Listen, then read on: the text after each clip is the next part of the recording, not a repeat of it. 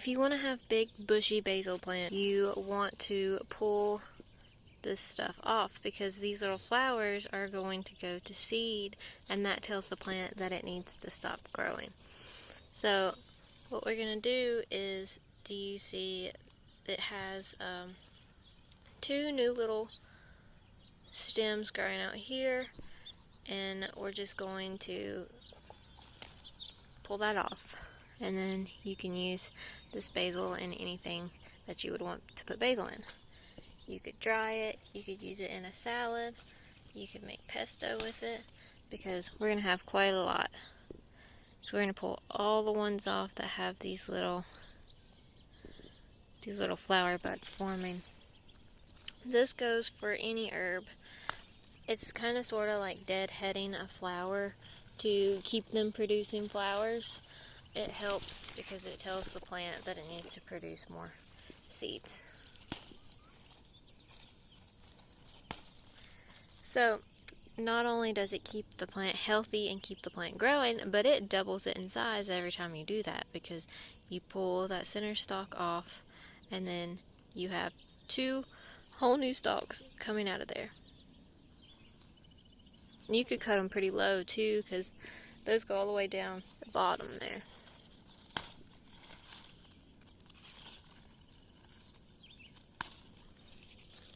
And as you can see, I've already got like a ton.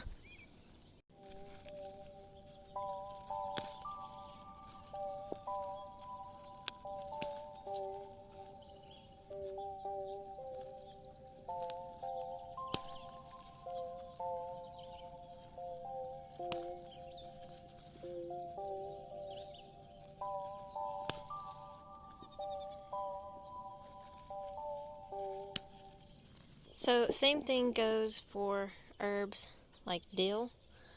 You don't want them to go to seed. These are excellent for just taking the whole thing off and then going and making some quick pickles or canning dilly beans or anything like that. They want to go to seed, but we don't. I mean, unless it's the end of the season and you want to collect the seed, or you want to use the dill seed for canning also. Like this one's also already gotten so big.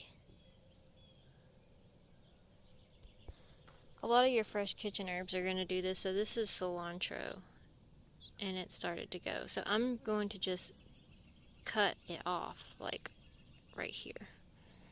And you can see these have started to flower pretty good too.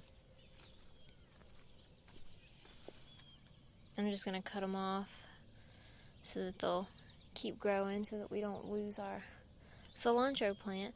But if you let cilantro go to seed, the seed is what you know to be the spice coriander. So cilantro seed is just coriander. So if you want to collect coriander, let them go to seed and then collect it.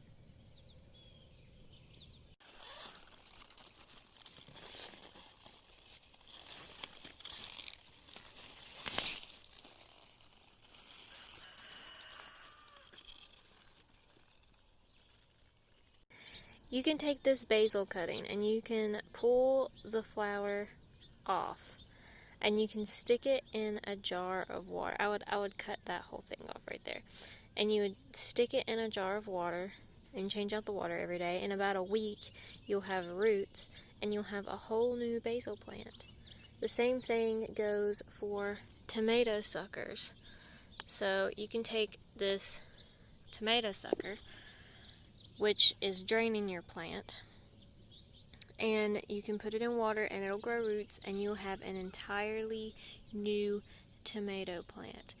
And in about a week it'll grow roots, or less time, depending on where you're at and how warm the weather is, or how fast growing your tomato plant is. Which sounds great, and when you first do it, you're obsessed with the fact that you've learned how to propagate plants, until you end up with 50 extra tomato plants and nowhere to put them. That is pretty awesome.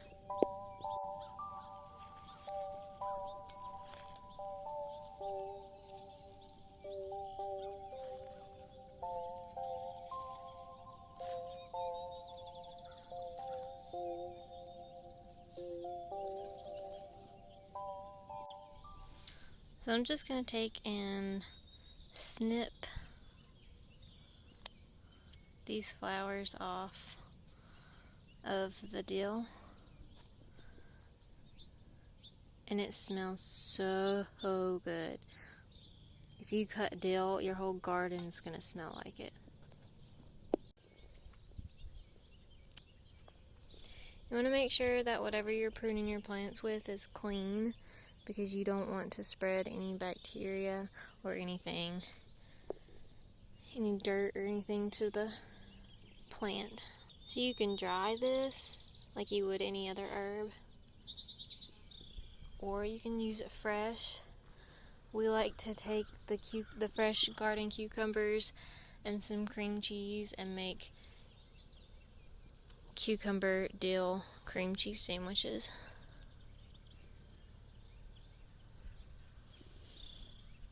This is mammoth dill, so it gets pretty tall.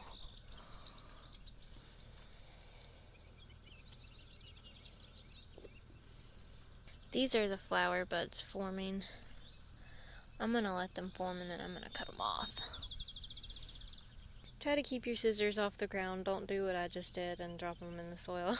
Because then when you go to cut your herbs, you get dirt on your plant. So here's the cilantro. And I'm just going to start chopping. I'm just going to give it a haircut like this.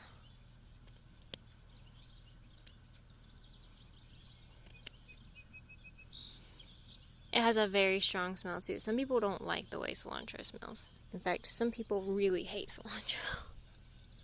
But it's best in salsas. I didn't really like cilantro until I started eating it in salsa. And then I kind of fell in love with it.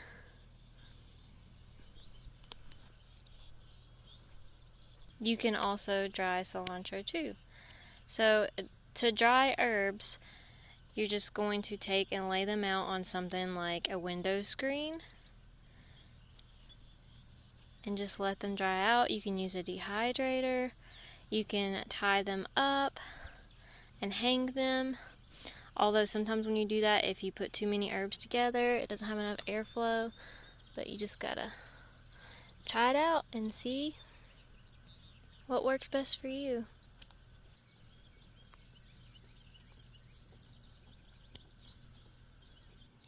So you can see on this piece of cilantro, it had already started to form little coriander seeds. And then you let them get big and dry out on the plant, and then you just pretty much shake them off.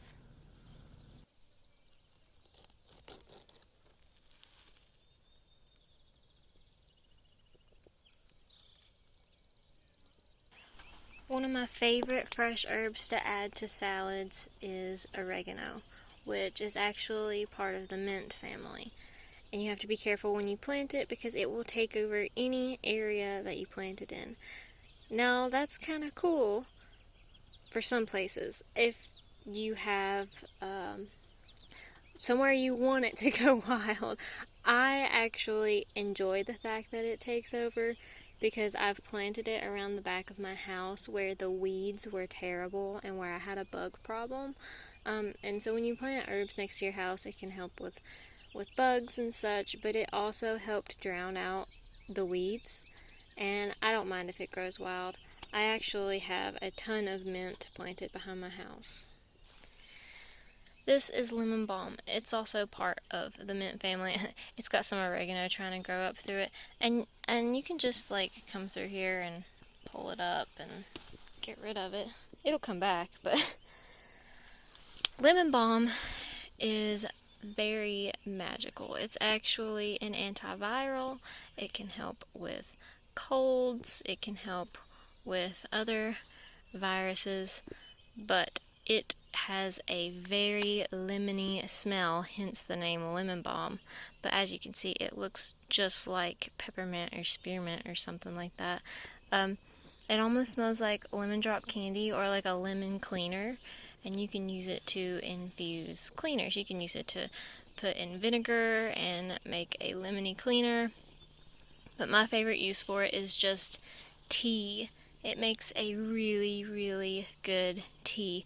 You just grab you a bunch, cut it, put it in a pot, boil it for a couple minutes, and let it sit for 15, I mean, you can let it sit for an hour if you want, to get the strongest flavor, and it is so good. This is spearmint. I actually found some spearmint growing in the wild, and I transplanted it, and yes, it has absolutely taken over in just a year. It's been one of the more invasive mints that I planted, but like I said, I don't mind. It's growing happily with my irises and with the other big established perennials I've got growing around here, and it smells so good. Again, I love my mints, and this, for those of you who don't know, this fuzzy, soft mint is actually catnip. And yes, humans can eat catnip. It doesn't give us the high that it gives a feline, but it actually is a sedative. It's not a very strong sedative, but if you can't sleep and you want something that might help calm you down or ease your stomach, just like any of the other mints, spearmint, catnip, lemon balm, they all help nausea, and they help just ease an upset belly. And also, if you have cats, it's an awesome thing to have growing. These, just like any other herb, will try to go to seed, and you want to pull that off. They love to be abused.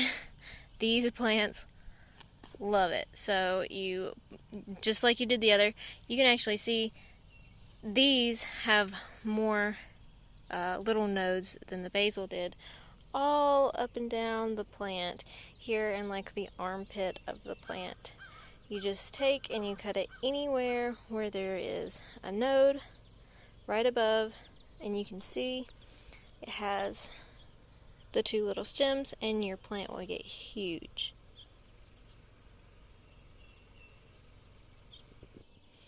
I don't find catnip or lemon balm to be nearly as invasive as the spearmint or the oregano.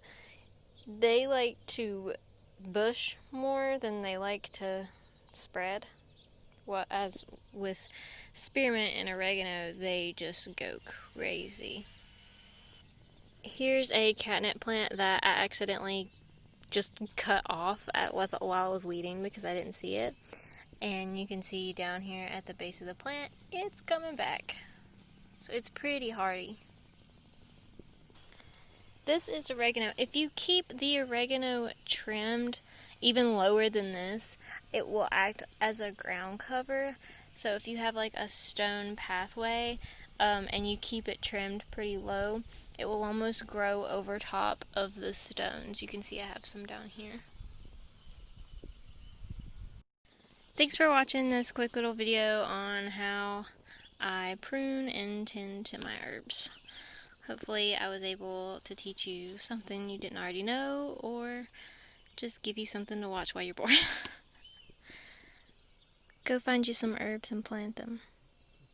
If you like this video, don't forget to hit the like button and subscribe for more gardening videos.